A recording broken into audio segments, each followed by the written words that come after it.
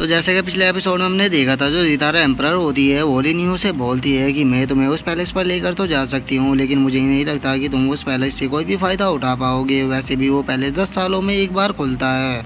जो सुनकर अब जो लिनियो होता है वो सितारा एम्परर से बोलता है कि तुम्हें उसकी चिंता करने की कोई भी ज़रूरत नहीं है, तुम बस एग्री करो, उसके बाद मैं तुम्हें उस म्यूजिक को सिखा दूंगा। जो सुनकर अब जो सितारा एम्परर होती है वो लिनियो से बोलती है कि ठीक है, मैं तुम्हें उस जगह पर लेकर जाऊंगी, लेकिन तुम वहाँ से क्या पाते हो या नहीं है तुम्हारी एबिलिटी के ऊपर डिपेंड करेगा। जो सुनकर अब जो लिनियो होता है वो उसे बोलता है कि ठीक है, मैं इस चीज़ के लिए तैयार हूँ, लेकिन मेरा तुमसे एक और क्वेश्चन है, जो कि हेवनली एम्परर जियाओटिन है, क्या वो अभी भी ब्लैक लिस्ट की सेकंड रैंक पर है। जो सुनकर जो हेवनली एम्परर होती है वो थोड़ा सा शौक होते हुए लिनियो से पूछती है कि आखिर तुम कैसे इस बारे में जानते हो। जो हेवनली एम्परर जियाओटिन है वो अभी अभी ही सेकंड रैंक पर प्रमोट हुआ है, लेकिन तुम आखिर इस बारे में कैसे जानते हो, क्योंकि इस बारे में तो अभी किसी को भी नहीं पता। जो सुनकर जो लिनियो होता है वो वहाँ से जाते हुए हेवनली एम्परर से बोलता है कि ये तो नॉर्मल सी बात है, वो कोर गैलेक्सी के अंदर रह रहा है, तो इसका मतलब तो नॉर्मल सी बात है कि वो ब्लैक लिस्ट की सेकंड रैंक पर तो पहुंच ही गया होगा।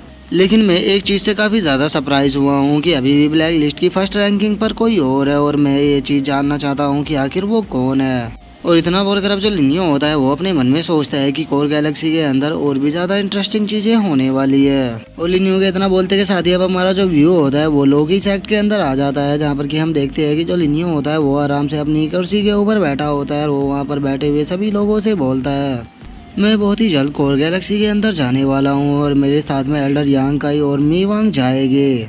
और इससे अलग जो ग्रेट एल्डर सूजी और जो एल्डर मोकिन है वे दोनों बुद्धि सेक्ट के अंदर ही रहेंगे, क्योंकि मैं बुद्धि सेक्ट को लोकी सेक्ट में बदल रहा हूँ। तो आप सभी लोगों को यहाँ पर रहकर अपने लोकी सेक्ट को अच्छे से प्रोटेक्ट करना होगा। जो सुनकर वे सभी भी ठीक है बोल देते हैं। जिसके बाद अब जो लिनियो होता है वो अपनी जगह से खड़ा होकर एल्डर यांग काई के पास में आके उससे बोलता है कि सीनियर यांग काई, कोर गैलेक्सी के अंदर जाने के बाद मैं चाहता हूं कि आप सोर्ड एम्परर सेक्ट के बारे में थोड़ा इन्वेस्टिगेट करें। मैं जानता हूं कि आप सोर्ड सेक्ट के अंदर वापस नहीं जाना चाहते, लेकिन आपको टेंशन लेने की कोई भी ज़रूरत नहीं है। सोर्ड एम्परर सेक्ट के साथ में आपके जो भी इशू है मैं उन सभी इशू को रिसॉल्व करने में आपकी मदद करूँगा।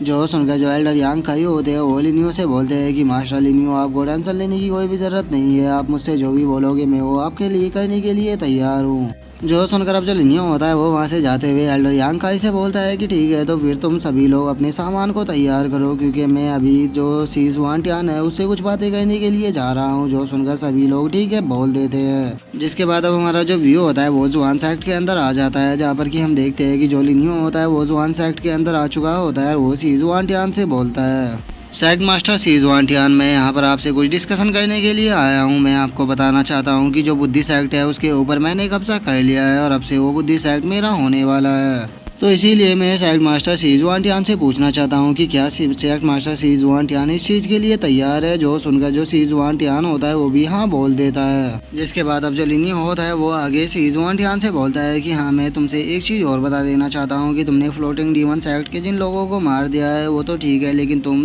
फ्लोटिंग डीमन सेक्ट की टेरिटरी के ऊपर कब्जा करने के लिए नहीं जाओगे। जो सुनकर जो जुआन सेक्ट का एक एल्डर होता है वो लिनियो से बोलता है कि फ्लोटिंग डीमन सेक्ट ऑलरेडी हार चुका है, तो फिर आप उसे अपने कब्जे में क्यों नहीं कर रहे। जो सुनकर जो दूसरा एल्डर होता है वो भी लिनियो से बोलता है कि तुमने बुद्धा सेक्ट को पहले ही अपने कब्जे में ले लिया, लेकिन हमें तो यहाँ पर कुछ भी नहीं मिला, तो हम तो फ्लोटिंग डीमन सेक्ट को अपने कब्जे में जरूर लेंगे। और अब उन दोनों की इस तरह की बातों को सुनकर जो सीज वांटियान होता है वो उन दोनों के ऊपर चिल्लाते हुए उनसे बोलता है कि अपनी बकवास करना बंद करो मास्टर लिनियो, जो कुछ भी यहाँ पर बोल रहे हैं उनके पीछे कुछ ना कुछ राज जरूर छुपा होगा। जो सुनकर अब जो लिनियो होता है वो सीज वांटियान से बोलता है कि नहीं, इसके पीछे कोई भी राज नहीं छुपा, बल्कि मैं तुम लोगों की भलाई के लिए ही बोल रहा हूँ, क्योंकि जो फ्लोटिंग डीमन सेक्ट है उसका बैकग्राउंड बहुत ही ज़्यादा पावरफुल है, और अगर तुमने उन लोगों को ऑफेंड किया तो वे लोग तुम्हारे सेक्ट को कुछ ही पलों में तबाह कर देंगे। तो अब ये तुम लोगों पर है कि तुम लोग मेरी बात के ऊपर यकीन करते हो या नहीं। मैं अब यहाँ से जा रहा हूँ। और अब लिनियो को वहाँ से जाता हुआ देखकर जो टैंगचिन और जो मोजिंग होती है वो लिनियो से बोलती है कि मास्टर लिनियो, हम दोनों भी आपके साथ में जाना चाहते हैं, तो क्या आप हमें लेकर जा सकते हो।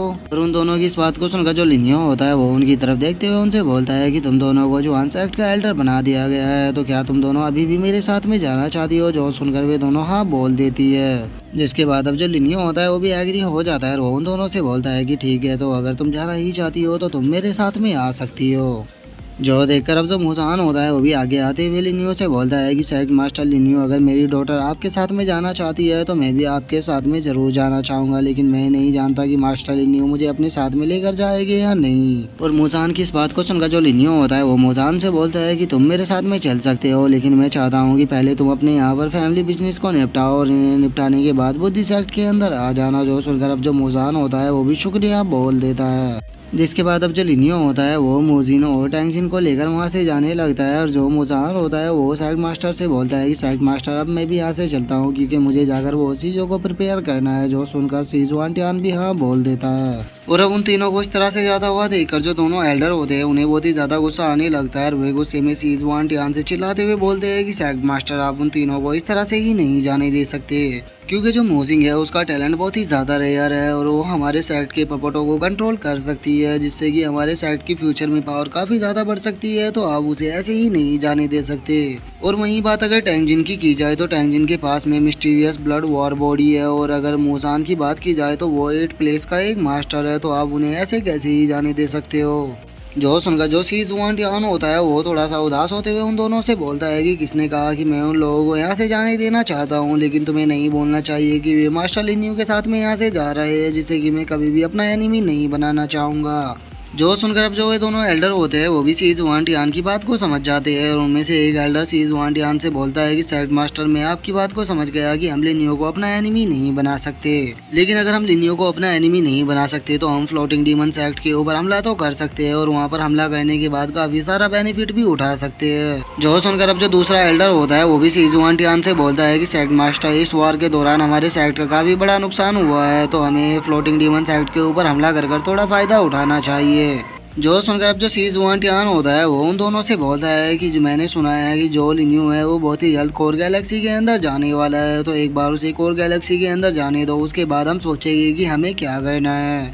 जिसके बाद अब हमारा जो व्यू होता है वो लिनियो के ऊपर आ जाता है। और जो लिनियो होता है वो टैंगजिन से बोलता है कि टैंगजिन मुझे अपना हाथ दो। जो सुनकर टैंगजिन भी ओके बोल देती है। जिसके बाद अब जो लिनियो होता है वो टैंगजिन की बॉडी को चेक करने लगता है। और वो टैंगजिन की बॉडी को चेक करते हुए उससे बोलता है कि पावरफुल बनने के लिए हमारे पास ब्रिलियंट क्यूआई, स्पिरिचुअल माइंड और उसी के साथ बैटल फिजिक्स भी होना चाहिए, लेकिन तुम्हें इन तीनों चीजों की कोई भी जरूरत नहीं है। तुम्हारे पास मिस्टीरियस ब्लड वॉर बॉडी है, जिससे कि तुम काफी आसानी से पावरफुल बन सकती हो।